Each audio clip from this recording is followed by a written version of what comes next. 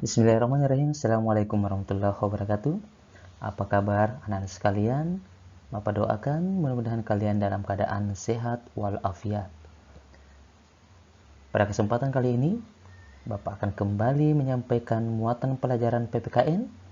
Adapun kompetensi dasar yang akan kita capai adalah menelaah persatuan dan kesatuan terhadap kehidupan berbangsa dan bernegara beserta dampaknya.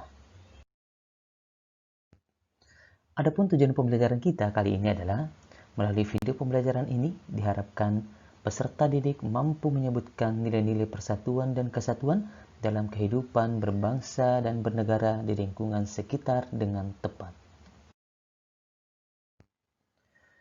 Anak-anak sekalian, anak-anak mungkin masih mengingat bagaimana pelajaran sebelumnya yang membahas tentang proklamasi kemerdekaan Indonesia. Dalam proklamasi kemerdekaan Indonesia, tentu ada tokoh-tokoh yang berperang dalam proklamasi, seperti Insinyur Soekarno, Dr. Andes Muhammad Hatta, Ahmad Subarjo, yang termasuk dalam golongan tua.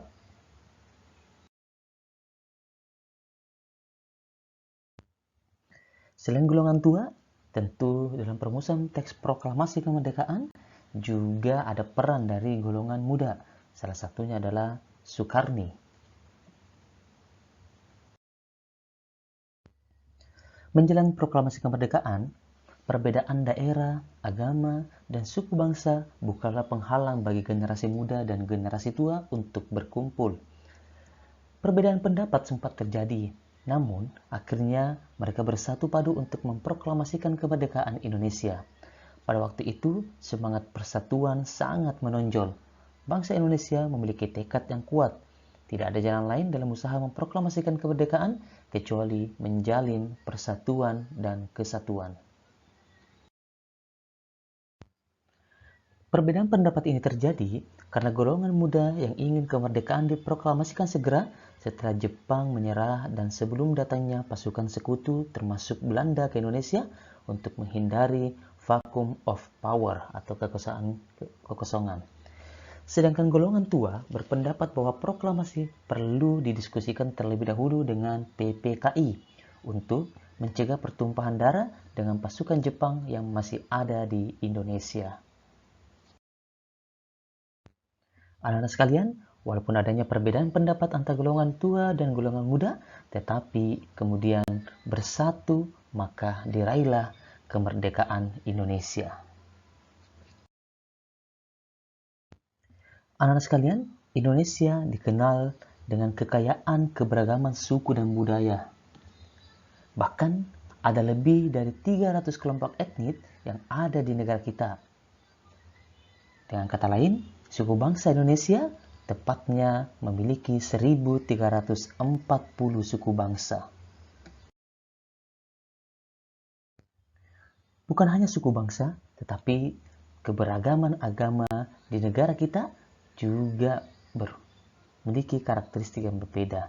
Indonesia memiliki 6 agama, Islam, Kristen, Katolik, Hindu, Buddha, dan Konghucu. Walaupun kita berbeda-beda suku bangsa dan budaya, berbeda agama dan kepercayaan, tetapi bangsa Indonesia tetap bersatu dalam bingkai Bhinneka Tunggal Ika. Berbeda-beda, tetapi tetap satu jua. Bhinneka Tunggal Ika pun telah menumbuhkan semangat persatuan dan kesatuan Negara Kesatuan Republik Indonesia. Sebagai simbol Negara Kesatuan Republik Indonesia, konsep Bhinneka Tunggal Ika bukan hanya perbedaan agama dan kepercayaan menjadi fokus, tetapi pengertiannya lebih luas seperti perbedaan suku bangsa, budaya, beda pulau, dan tentunya menuju persatuan dan kesatuan negara. Karena adanya persatuan dan kesatuan bangsa Indonesia, maka kita dapat meraih kemerdekaan. Anak-anak sekalian, tentu kita akan mengenal bagaimana nilai-nilai persatuan berbangsa dan bernegara di lingkungan sekitar kita. Yang pertama, kita akan mengenal nilai-nilai persatuan di lingkungan keluarga. Pada lingkungan keluarga, kita harus mematuhi aturan dalam keluarga. Kemudian, mendengarkan nasihat orang tua. Kemudian, menghormati kedua orang tua. kemudian membantu menyelesaikan pekerjaan rumah, dan meminta maaf bila berbuat salah.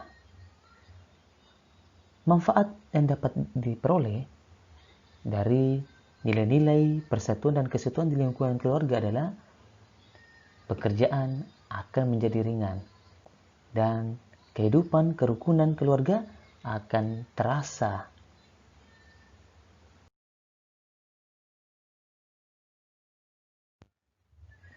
Bagaimana dengan nilai-nilai persatuan dalam perbedaan di lingkungan sekolah? Untuk menjaga semangat persatuan di tengah-tengah perbedaan yang ada, kita perlu memupuk sikap peduli, toleransi, dan mendahulukan kepentingan bersama. Salah satu contoh yang dapat dilakukan di lingkungan sekolah adalah melaksanakan piket kelas secara bersama-sama. Kemudian melakukan diskusi untuk menyelesaikan masalah.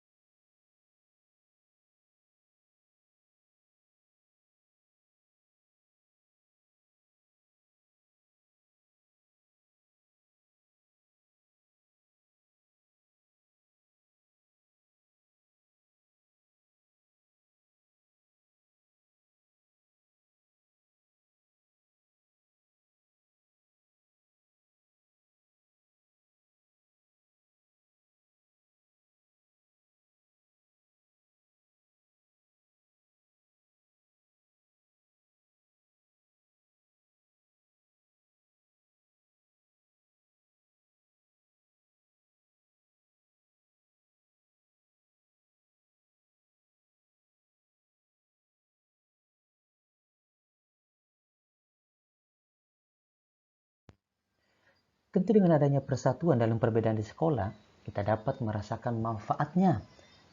Yang pertama, kita dapat saling membantu jika ada pelajaran yang tidak dimengerti. Yang kedua, suasana belajar di kelas akan menjadi nyaman. Yang ketiga, persahabatan akan semakin erat dan membangun kekompakan. Terus bagaimana dengan sikap atau nilai dalam lingkungan masyarakat? Yang pertama, mengutamakan kepentingan umum daripada kepentingan pribadi. Yang kedua, membesuk dan mendoakan tetangga yang sakit. Yang ketiga, ikut berpartisipasi dalam kegiatan gotong royong dan keamanan kampung.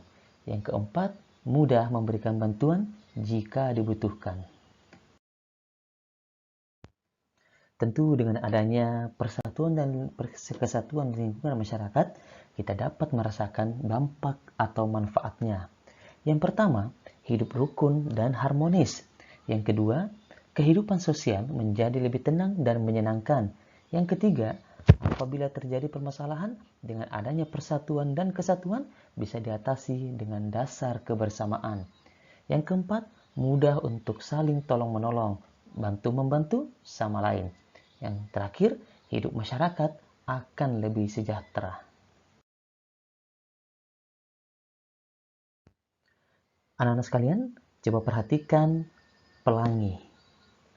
Pelangi memiliki warna yang berbeda-beda. Karena pelangi bersatu, maka pelangi menjadi indah. Anak-anak sekalian, tentu perbedaan yang dimiliki oleh bangsa kita akan menjadi indah jika kita bersatu. Mari kita bersatu bersama-sama.